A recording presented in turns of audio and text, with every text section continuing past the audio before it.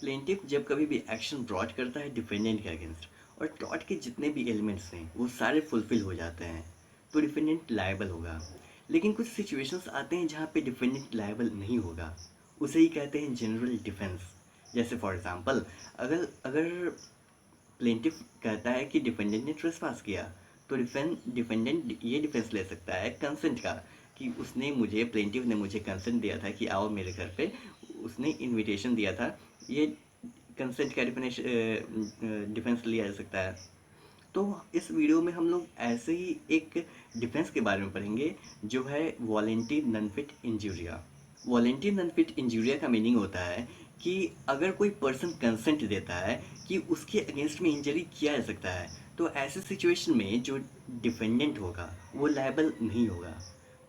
Consent express भी हो सकता है, इम्प्लाइड भी हो सकता है। हम लोग एग्जाम्पल देखेंगे तो ये समझ में आ जाएगा इजली। फॉर एग्जाम्पल, अगर आप किसी को अपने घर पर इनवाइट करते हो, कोई पार्टी में है, तो अगला पर्सन आता है तो आप उसे ट्रेसपास के लिए सू नहीं कर सकते हो। लेकिन अगर वो आपके जो डाइनिंग रूम है वहाँ रहने के लिए, वहाँ रहने के बजाय आपके बेडरूम में चला आता है तो उसने ट्रेसपास किया। क्यों? क्योंकि आपने कंसेंट दिया था केवल डाइनिंग रूम में आने के लिए, लेकिन उसने आपके बेडरूम तक पहुँच गया तो वहाँ पे वो लायबल होगा।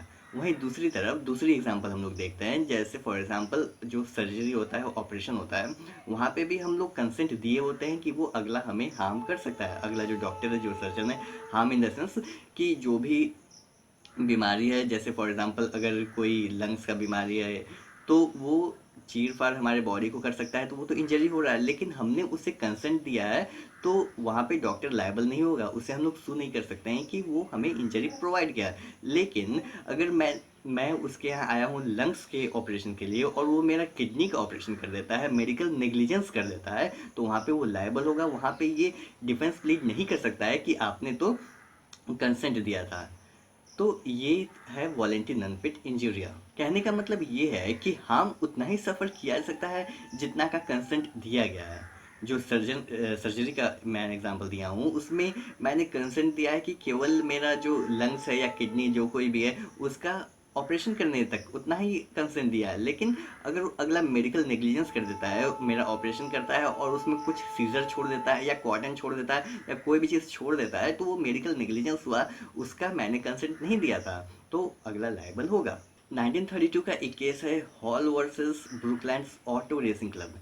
इस केस में एक रेसिंग क्लब होता है, वहाँ पर प्लेंटिफ बैठा होता है, रेस को एंजॉय करता है। तो रेस एंजॉय करते करते क्या होता है कि रेसिंग ट्रैक पे दो कारों की टक्कर होती है, जिससे कि कोलिजन होता है और जिसके फलस्वरूप जिसका परिणाम ये होता है कि प्लेंटिफ इंजर हो जाता है। तो प्लेंटिफ एक्शन ब्रॉड करता है डिफेंडेंट के अगेंस्ट में, कि डिफेंडेंट के अगेंस्ट में। लेकिन हेल्ड ये हुआ कि जो भी वहाँ पे स्पेक्टेटर्स होते हैं वो इस इंजरी को एज्यूम किए हुए होते हैं कि थोड़ा ये बात को एज्यूम किए हुए होते हैं कि थोड़ा बहुत इंजरी हो सकता है, वो रीजनेबल इंजरी है, तो यहाँ पे डिफेंडेंट लायबल नहीं हुआ।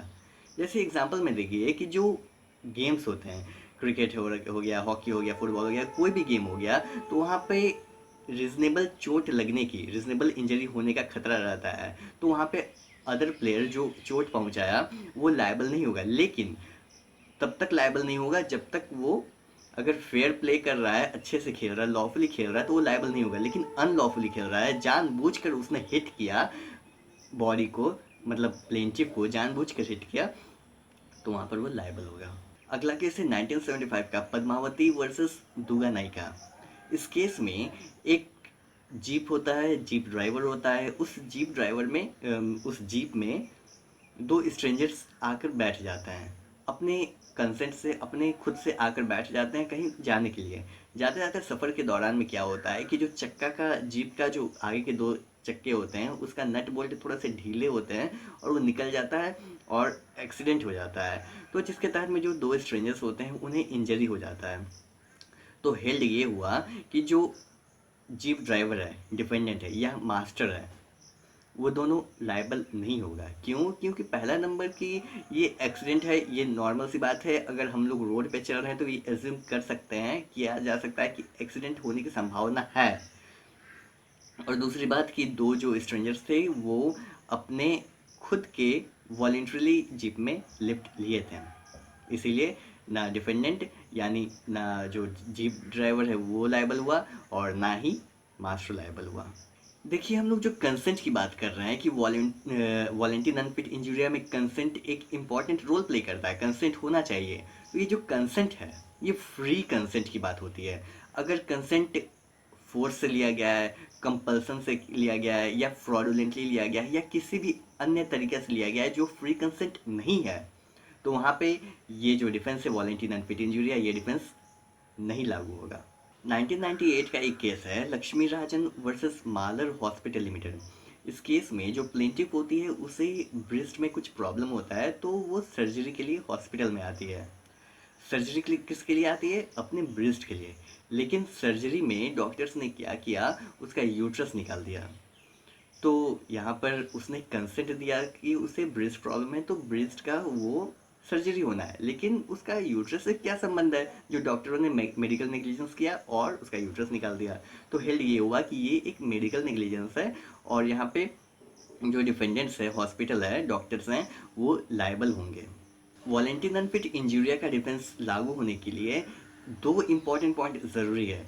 पहला ये कि डिफेंडेंट को ये पता होना चाहिए कि वहाँ रिस्क है, और दूसरा केवल पता होना ही इम्पोर्टेंट नहीं है। तो दूसरा पॉइंट क्या है कि पता है और वो उसने कंसेंट भी दिया, खुद से फ्री कंसेंट भी दिया उस रिस्क को लेने के लिए। 1944 का एक केस है बो वाटर वर्सेस रॉली रेजिस कॉरपोरेशन। इस केस में जो प्लेंटिफ होता है वो एक कार ड्राइवर होता है, उससे डिपेंडेंट कहता है कहीं चलने के लिए, और दोनों को ये जानकारी रहता है कि जो कार्ट है वो सही कंडीशन में नहीं है, वो कभी भी बॉल्ट कर सकता है, कभी भी एक्सीडेंट हो सकता है उससे। लेकिन फिर भी डिफेंडेंट था वो माना नहीं, वो फोर्स करता रहा तो प्लेंटिफ चल दिया। तो यहाँ पे क्या होता है, वो कार्ट जो होता है बॉल्ट करता है, उसका चक्का निकल जाता है, एक्सीडेंट हो जाता है और प्लेंटिफ इंजर हो जाता है। तो यहाँ पे हेल्ड हुआ कि डिफेंडेंट लायबल है। लायबल इसलिए हुआ क्योंकि नॉलेज तो है दोनों को, लेकिन रिस्क प्लेंटिफ ने जानबूझकर मतलब अपने कंसेंट से नहीं लिया था। जानकारी है रिस्क है लेकिन उसको कंसेंट नहीं दिया था, तो इसीलिए यहाँ पे डिफेंडेंट लायबल हुआ। रेस्क्यू केसेस जो होते हैं वो वॉलेंटी नॉन फिट इंजूरिया का एक्सेप्शन होता है।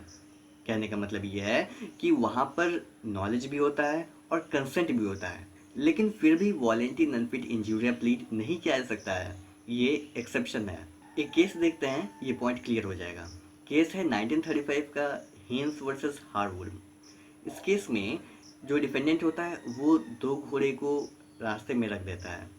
देखिए पहले ज़माने में क्या होता था, पहले ज़माने में तो मोटर कार्स होते नहीं थे, तो जो भी व्हीकल्स होते थे वो घोड़े से खींचे जाते थे। तो वो दो घोड़ों को, डिफेंडेंट दो घोड़ों को रास्ते पे ऐसे ही छोड़ दिया और कहीं चला गया अपने वर्क के लिए। तो वहाँ पर क्या होता है कि वो दोनों घोड़े लगते हैं बहक जाते हैं, इधर उधर लगता है, और जो अगल बगल के वहाँ के चिल्ड्रन और वुमेन होती हैं उनके लिए ये खतरा होता है कि उनको ये नुकसान पहुँचा सकता है। तो वहीं पे एक पुलिस कांस्टेबल होता है, वो ये सब देखता है कि ये तो खतरा पहुँचा सकता है। तो पुलिस कांस्टेबल क्या करता है, वो दोनों घोड़ों को रोकने की कोशिश करता है, काबू में लाने की कोशिश करता है। हालांकि वो देखिए, वो उसे मालूम था कि वहाँ रिस्क है, इंजरी हो सकता है, और दूसरा है कि वो कंसेंट खुद से लिया और वो इंजरी हुआ भी एक्चुअल में। लेकिन फिर भी वहाँ पे जो डिफेंस है वॉलेंटी नॉन फिट इंजरी है, इसे वहाँ पे नहीं माना गया। क्यों? क्योंकि ये रेस्क्यू केसेस है, ये रेस्क्यू केसेस है और जो कि एक्सेप्शन है। देखिए इसके पीछे मोटिव क्या होता है कि रेस्क्यू केसेस में लायबल नहीं ठहराने के लिए वॉलेंटी नॉन फिट इंजूरिया को का डिफेंस अप्लाई नहीं होगा।